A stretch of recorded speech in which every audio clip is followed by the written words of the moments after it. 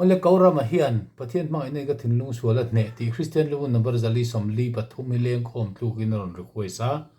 sol fathuk chon kan da towa asapla chon the gospel of thy grace ti khania leng khom tlukin chang khat le thunon hi kan sa ton ani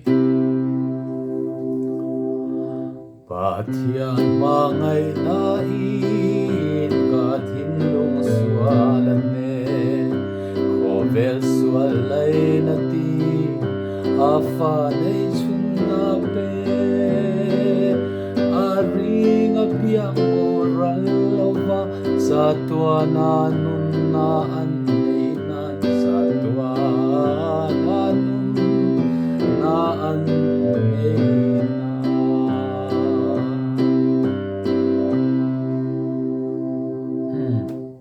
na har lawati khan chang ni chang thum chang li thleng nga oma hani du tok phot mayang